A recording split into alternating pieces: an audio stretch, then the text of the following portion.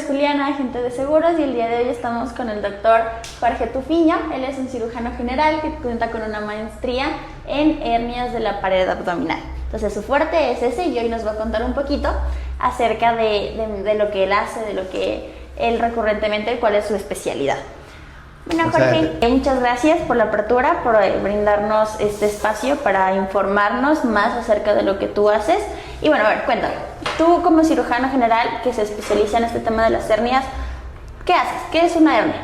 Ya, bueno, básicamente como para introducirnos de lo que te estaba contando previamente, mi especialidad como tal es cirugía general. Entonces los cirujanos generales abordamos básicamente y principalmente enfermedades o patologías quirúrgicas del abdomen, como por ejemplo tumores, pacientes que tienen trauma, pacientes que tienen hernias. Las hernias son una patología muy común en los pacientes de nuestra población general.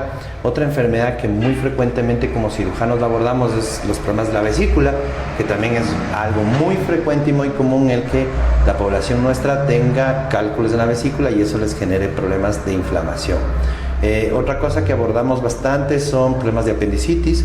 La apendicitis es otra patología muy prevalente dentro de la rama de la cirugía general como cirujanos que la abordamos. Y obviamente yo hice una formación especial en el tema de lo que es la patología de hernias, ¿ya? De la pared abdominal, es decir, hernias umbilicales, hernias inguinales o hernias que se generan tras un procedimiento quirúrgico. Porque cuando tú te realizas una cirugía, sea laparoscópica o abierta, obviamente esto puede generar que los tejidos no cicatricen muy bien y se puedan abrir y generen un abultamiento en el paciente. Entonces mi formación es básicamente, y lo que yo he llevado a mi práctica quirúrgica con mayor frecuencia en estos momentos y lo que mi volumen es más fuerte es justamente el manejo de las hernias, que es un tema que ha evolucionado muchísimo en el mundo, siendo una patología tan antigua y que es muy frecuente tratarla como cirujanos. Lamentablemente ha sido una de las enfermedades que no han sido muy bien estudiadas o incluso son subestimadas por los mismos cirujanos. Entonces yo tengo una formación especial y, como te digo, he tenido un entrenamiento fuera del país en talleres, diplomados, maestrías, cursos. Yo soy parte de sociedades internacionales de las hernias, que me ha permitido adquirir un conocimiento bastante importante y una experticia en el manejo de esta enfermedad. Has seguido estudiando porque, como me estabas comentando previamente, que la medicina va cambiando constantemente, y me imagino que ahora, si bien dices que esta es una enfermedad muy antigua, me imagino que deben haber mejorado. Y es muy frecuente. Sí, lo he escuchado bastante en los clientes, pero me imagino que conforme hemos avanzado también debieron avanzar los tratamientos para las hernias. ¿Cómo es un tratamiento de una hernia? Por supuesto. Normalmente uno siempre tenía la idea, en mis años de formación, por ejemplo, como cirujano, primero nosotros acá en el país no tenemos una formación especial o una cátedra que nos enseñe al manejo adecuado y correcto de las hernias. Como tú mismo lo estás indicando, esto ha tenido una evolución impresionante en el tema de dispositivos mismo. Ahora hay dispositivos que nos ayudan, estos dispositivos que nos ayudan a colocar mallas, a posicionarlas, a fijarlas.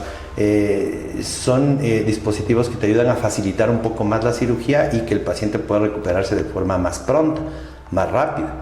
Entonces el tema de la cirugía laparoscópica, el tema de la cirugía robótica, porque todo va evolucionando y la medicina tiene una gran cantidad de información que se va dando, que busca justamente que tú te hagas más experto o te direcciones hacia ciertas ramas. Por ejemplo, un traumatólogo, si bien es cierto, el traumatólogo puede saber de todo, pero hay gente que hace exactamente lo que es rodilla, hay gente que hace hombro, hay gente que hace columna. En cirugía general es lo mismo.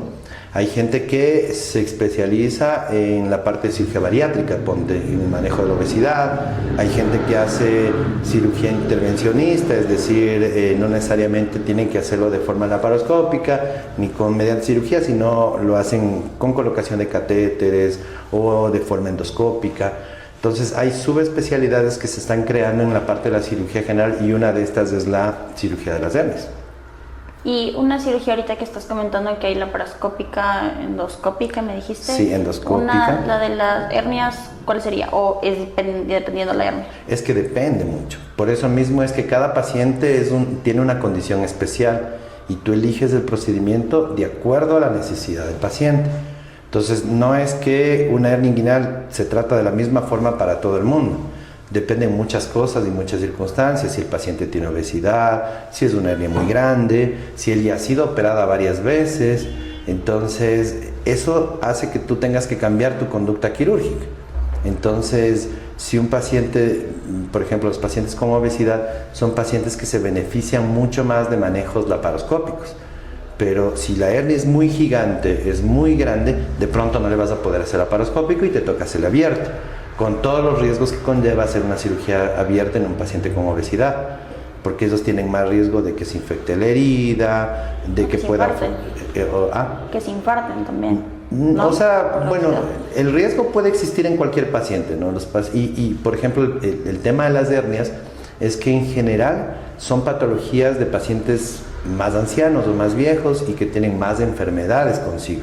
Entonces, obviamente, un paciente que tiene más enfermedades puede conllevar este riesgo que tú dices de que tengan infartos o complicaciones no derivadas del procedimiento, sino de las comorbilidades o de las enfermedades que el paciente tenga.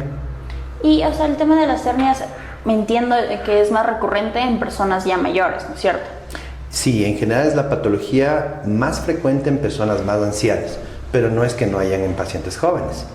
Por ejemplo, en mujeres hay una enfermedad o una patología que lamentablemente los seguros no la reconocen y que es esto de la diástasis.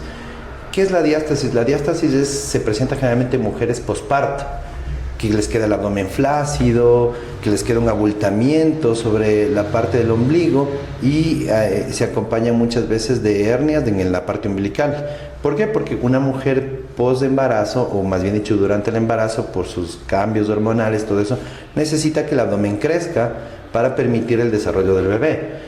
Y luego cuando el bebé sale, la paciente o la mujer vuelve otra vez a tener su estado natural, pero hay un 20% de mujeres que no vuelve a su estado natural y se quedan con este abombamiento o este agrandamiento de la parte o separación de estos músculos del abdomen que generan este problema de la diástasis.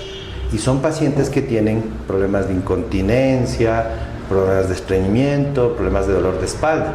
Y que claro, van a donde un médico y el médico les dice, operémosle la hernia, pero no hace nada sobre la diástasis y estos pacientes recurren muy fácilmente a su reparo de hernia. Entonces, cuando tú reparas, sobre todo en pacientes mujeres con diástasis, necesitas hacer reparos integrales. Es decir, tienes que suturar toda la línea y reforzar toda la línea con una malla, ¿ya? Entonces, ponte, esta es una patología que a mí me ha pasado mucho con el tema de los seguros, que uno les manda y la ven a la diástasis como un problema estético. Te dicen, no, es que eso es estético, eso no le cubrimos, y no es así. Entonces, todos estos avances y cosas que han ido desarrollándose y viéndose en que tú necesitas mejorar toda la condición de la pared abdominal del paciente para poder permitir una recuperación adecuada. Entonces, esto de la diástasis entonces sería una complicación como tal de la maternidad, ¿verdad? Por supuesto. Como te decía, hay cambios hormonales que te hacen que toda tu pared o toda la parte abdominal se distienda o permite el desarrollo del bebé.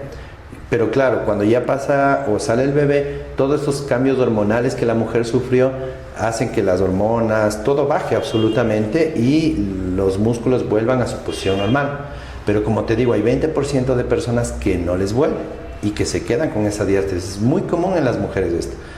Y claro, siempre esta enfermedad de la diástasis ha sido manejada por los cirujanos plásticos. Entonces, se considera como una cuestión más bien de tipo estético, lo cual no es cierto. Entonces, claro, los cirujanos plásticos, cuando no hay hernias o no hay defectos de hernias, lo que hacen es suturar o coser el músculo para pegarlo. Pero se ha demostrado que si tú no refuerzas eso con la colocación de una malla, eso vuelve a salir otra vez. O sea, se vuelve a abrir, los tejidos vuelven a ceder. Entonces necesitas colocar una malla ahí que te permita, porque nuestro aparato abdominal tiene varias funciones y una de esas es funciones vitales como la defecación, la micción, la postura. Entonces por eso este tipo de cosas se ven afectados en los pacientes que tienen esta condición. Ok. Si bien es cierto que esto es considerado, este diagnóstico de, me dijiste, diástasis. Es considerado un procedimiento estético en seguros internacionales. Este tipo de complicaciones que trae la maternidad en algún porcentaje de las mujeres, sí es considerado y sí tiene cobertura como tal por ser una complicación de la maternidad. Sí, eso está cambiando en realidad en el mundo, por justamente todo esto que se está investigando, porque eso te digo, incluso fuera no había un reconocimiento. Ahora nos falta un poco más trabajar. Este tema de las hernias acá en nuestro país todavía está un poco desmerecido por los mismos cirujanos mismos que no le dan importancia a lo que es la patología herniaria. Entonces, como te digo, a nosotros siempre en la universidad nos enseñaban como que una hernia es coger solo y poner una madre, y no es así. Como te estoy contando, hay estrategias y cada cirugía y cada paciente es un mundo diferente.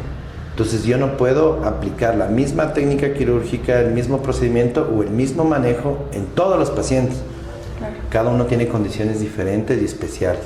Mismo, hablando un poquito de esto de la diástasis, hay manejos que ahora han evolucionado con estos manejos laparoscópicos, endoscópicos, en los que tú haces... Que no sea tan invasivo. Incisiones pequeñas, exactamente. Porque claro, lo complejo, como tú tienes un abultamiento en la parte media, el problema que había o lo feo para una mujer o para una paciente decirle que le vas a abrir toda esta parte y dejarle un tremendo corte, es como que no es muy llamativo. Te dices, me voy a hacer eso, prefiero en tal caso que se vaya un poco la orina o que tenga dolor de espalda, bueno, puedo vivir con eso. Pero de pronto la cicatriz es lo que más molestaba. Entonces, con estos tratamientos mínimamente invasivos, es decir, con cortes pequeños, tú puedes resolver eso y el paciente queda estéticamente bien.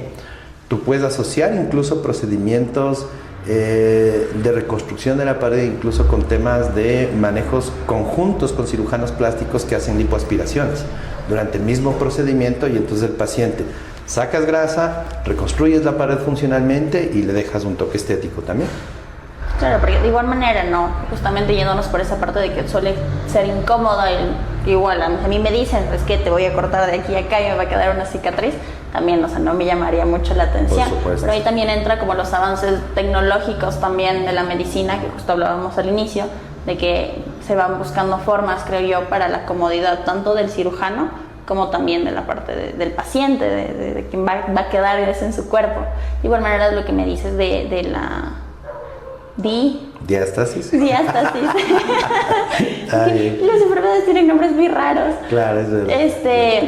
Si bien aquí se considera como un procedimiento estético, como dices, no quedaría igual si es que no está la malla. Entonces también entraría profesionales así como tú que sepan que se necesita esa malla o que saben que ese tipo de...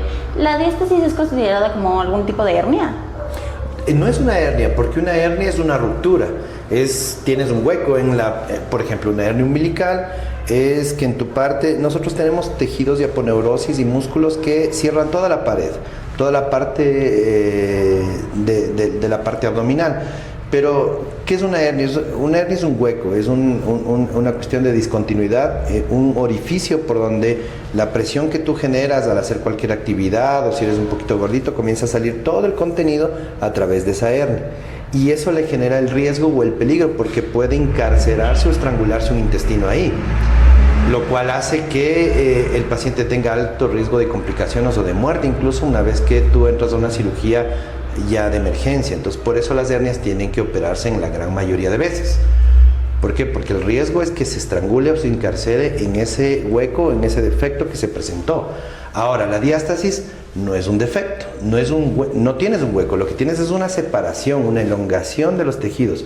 Es como decir, yo tengo el cierre aquí, tú tienes esta parte que es la línea alba de los músculos, donde está en el cispa que llamamos, en la línea media, tú tienes cerradito esto, pero en los pacientes de diástasis lo que pasa es que esto se abre nada más, o sea, se desplaza o se elonga, no tienes un hueco, no tienes un orificio, es decir, por eso también la diástasis, a la larga, si tú puedes vivir con tu incontinencia o con tu dolor de espalda o con tu estreñimiento, no te va a pasar nada en realidad, no vas a tener una complicación.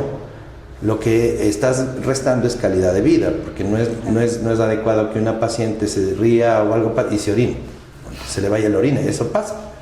Pero hay gente que aprende a vivir con eso, pero eso te resta calidad de vida. ¿ya? Claro, pero ¿y en ese caso hay algún tipo de hernia que no sea necesario operarse? ¿O todas se operan? No. Sí hay circunstancias que hacen que no puedas operar una hernia.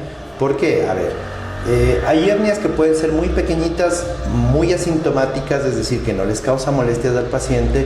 Y si yo tengo un paciente de edad, viejito, que tiene muchas enfermedades que pueden hacer que el riesgo quirúrgico sea muy alto, yo de pronto no le opero.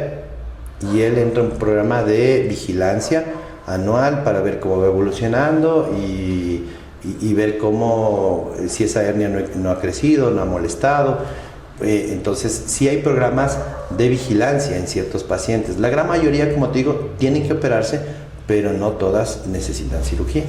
Hay circunstancias que hacen que no necesiten operar por el riesgo que tienes o porque son hernias no muy sintomáticas. Ahora, el tema ahí de la discusión, si es un paciente joven, tengo una hernia umbilical pequeña que no le molesta, el problema de eso, en cambio, es que ese paciente va a seguir avanzando en edad y esa hernia va a seguir creciendo. Entonces, si yo tengo una hernia pequeña frente a esperarme 20 o 30 años y operarle a ese paciente que tenía 40 y a lo mejor no 70 le opero, cuando ya es más enfermo, más comórbido, es decir, tiene más enfermedades, ese es el peso que tú tienes que ir viendo. Por eso tienes que conversar con el paciente también.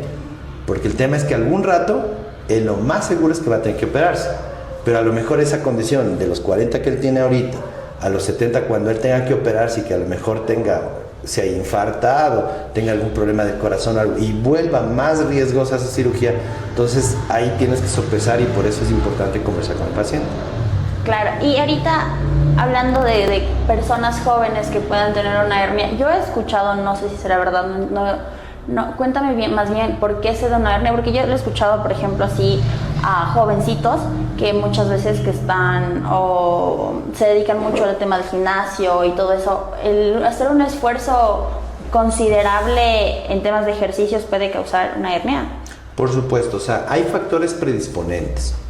En nuestro cuerpo tenemos una sustancia que se llama colágeno, que es la que nos da la resistencia en los tejidos y permite que nuestros tejidos sean fuertes. Entonces, los pacientes que tienen una predisposición a generar hernias son pacientes que tienen una afectación de este tipo de sustancia en nuestro cuerpo. Y hay factores también familiares. Si hay pacientes que tienen sus papás, sus hermanos, sus abuelos han tenido hernia, tienen probabilidad de desarrollar también un problema o predisposición para generar una hernia. Estas son hernias que se ocasionan sin ningún tipo de cirugía previa, como te decía. Ahora hay las otras hernias que se generan tras un procedimiento quirúrgico. Ponte un paciente vino a operarse de la vesícula o de pronto tuvo algún tumor, le tuvieron que abrir el abdomen. Esos tejidos de pronto no cierran muy bien y eso puede generar una hernia. Entonces se llaman hernias incisionales, que son hernias que se producen tras una cirugía.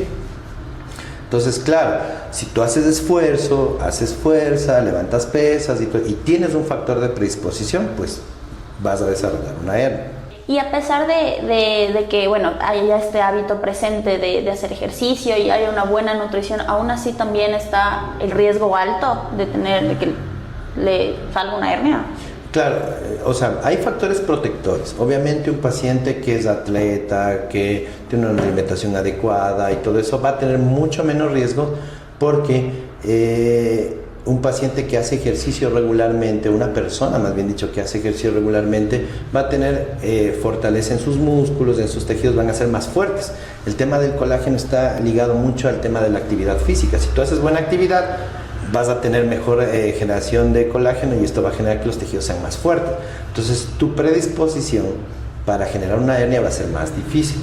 Pero obviamente si hay un factor familiar, si hay un factor genético, pues ese riesgo sí puede verse afectado en el tema de que si tú levantas o haces alguna actividad muy fuerte que genere constante presión sobre las zonas que son débiles. Entonces, por ejemplo, en nuestra parte abdominal, las zonas que son más débiles para generar este tipo de hernias son en la región umbilical, las ingles. ¿Sí? Esas son las zonas donde más se pueden ver afectados, son zonas donde hay orificios donde se pueden generar este tipo de hernias. Y acerca de justamente del cuidado de ciertos hábitos que tienen las personas, de hacer ejercicio, de una buena nutrición, también está muy como normalizado. También es muy común escuchar acerca de suplementos, de que me tomé tal cosa y con eso no me va a pasar nada, yéndonos por la parte del colágeno, porque para nadie es un secreto que conforme avanzamos en edad somos más propensos primero a la pérdida de colágeno, de lo que tengo entendido, por supuesto, y obviamente a desarrollar con más facilidad cualquier condición. Claro, o sea, el tema de la alimentación y todo eso, yo siempre les digo a mis pacientes, porque claro, a veces también uno como médico puede ser muy cruel y les dices, no coma esto, no haga esto. O sea, lamentablemente tenemos una cultura de alimentación. Tú vas a cualquier lugar, encuentras comida, te invitan a la casa de tu primo, están comiendo.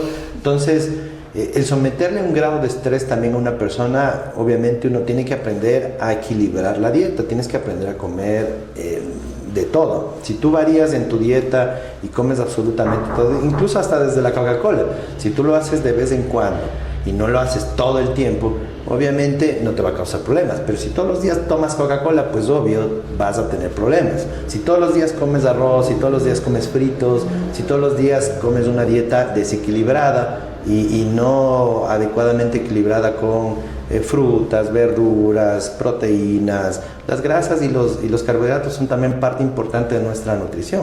Entonces no es que los puedes quitar tampoco. Entonces hay que aprender a equilibrar, y si haces ejercicio, actividad, entonces todo se va equilibrando en tu vida también.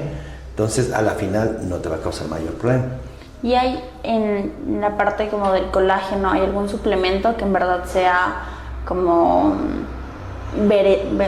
¿cómo sería? Que en verdad sea... que funcione o algo así. Que en verdad funcione, un suplemento que en verdad funcione para mantener el colágeno o para reducir ese riesgo justamente por la pérdida de colágeno. O sea, verás, lamentablemente con el tiempo y con la edad, siempre esta sustancia se va a ir perdiendo. Claro, hay suplementos de colágeno que te pueden ayudar un poco a que esta pérdida no sea tan dramática.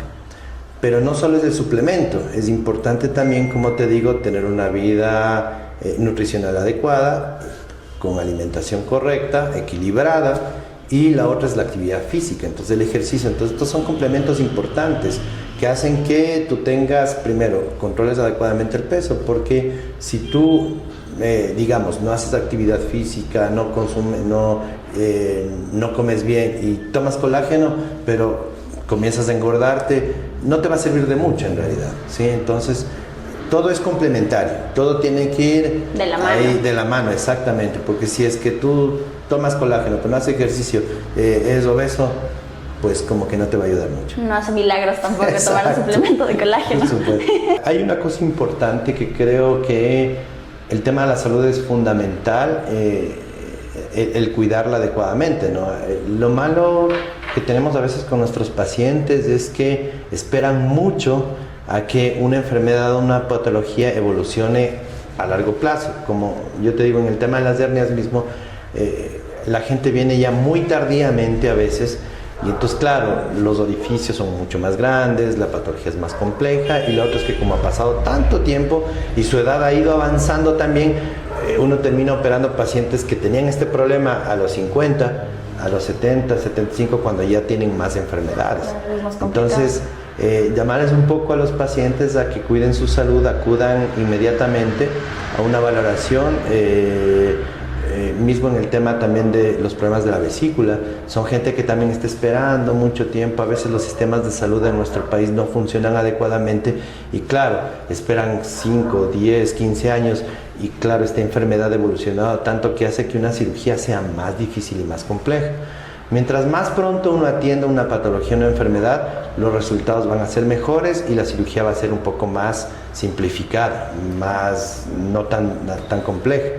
Claro, si yo espero mucho tiempo, voy a tener mayor probabilidad de complicaciones de una cirugía. Claro, mayor tiempo, mayor consecuencia. Y más o menos, ¿cuáles son como las molestias o los síntomas que uno tiene? Porque lo más típico que se escucha siempre es la apendicitis, a todo el mundo le han operado de la vesícula y también a todo el mundo le he escuchado que en algún momento hay hernias. Mis compañeros del colegio, yo me acuerdo que hacían mucho ejercicio y tenían hernias.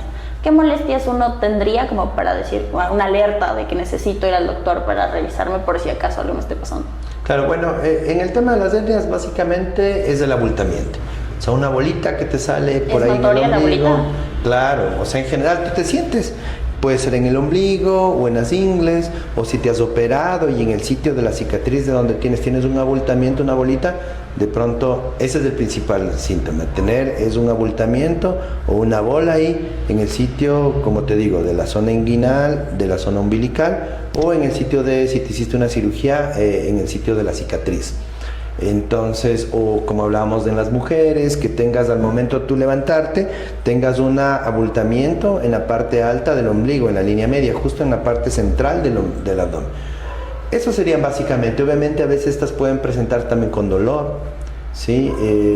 Pueden tener dolor, molestias, y como te digo, si tú dejas pasar mucho tiempo, esto puede quedarse atrapado, un intestino sobre todo, y que es lo que le vuelve riesgoso y por el motivo por el que se tienen que operar estas hernias.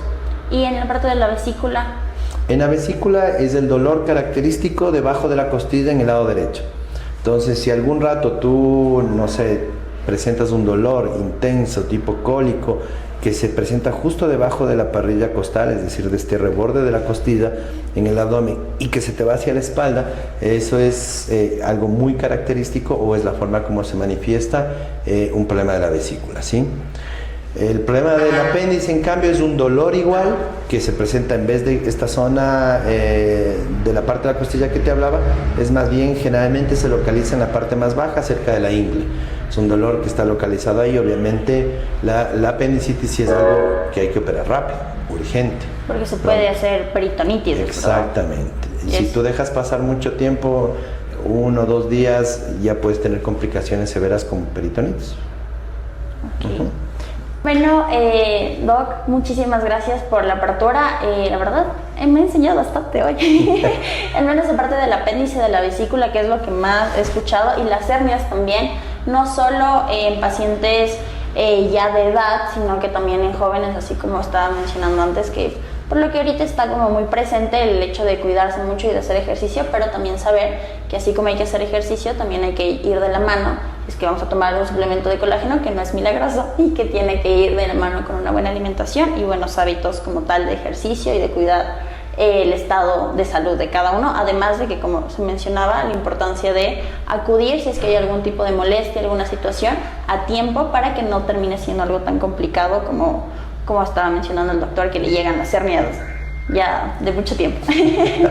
Bueno, ya saben, el doctor Jorge Estupiño es especialista en este tema de hernias, es un cirujano general y va a estar etiquetado aquí en el video por si le quieren contactar. Si es que tienen alguna hernia, alguna molestia, ya saben que pueden acudir al doc, que es muy chévere, y les va a explicar todo así como nos explicó el día de hoy a nosotros. Bueno, les agradezco por la visita. Realmente ha sido muy interesante el poder transmitir este tipo de información para la gente, que conozca y que sobre todo le dé mucha importancia, como digo, a la salud, ¿no? Es importante acudir inmediatamente al médico. A veces la gente tiene mucho miedo, pero yo les digo que es peor dejar pasar más tiempo que acudir a tiempo. Siempre a tiempo las cosas pueden ir mucho mejor.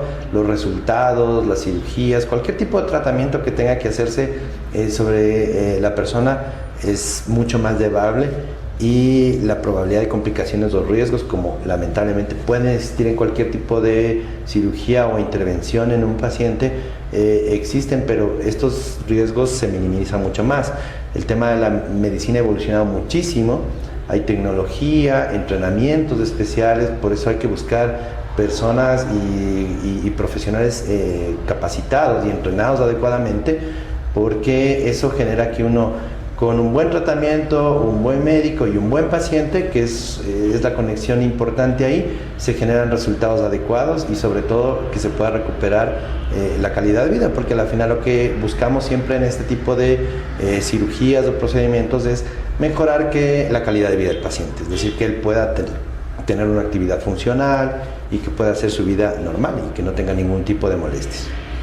Bueno, yo soy, como nos estaban contando Juliana, yo soy el doctor Jorge Tufiño, mi especialidad es cirugía general y tengo una maestría y una formación especial en el manejo de las hernias de la pared abdominal.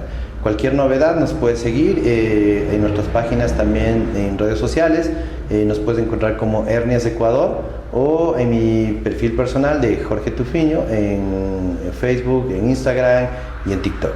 Gracias, muy amable por la visita. No está de más justamente hacerle mérito a que también los profesionales que se encuentran aquí en Ecuador han salido fuera del país y y siguen constantemente aprendiendo para poder siempre darnos el mejor servicio y estar siempre ahí apoyándonos en estos pequeños inconvenientes que pueden presentarse. Igual no está de más decir que el cuidar también de nuestra salud y estar pendiente de cualquier molestia también es un acto de amor propio. Así que eso, muchas gracias. Muchas Chévere, gracias. Juliana, muy amable, gracias. Proteger a quienes amas es una de las mejores decisiones que puedes tomar. En JB Asesores, más que vender seguros, construimos confianza. Asesórate con expertos que realmente te respaldan. Somos JB Asesores, tu aliado en cada paso.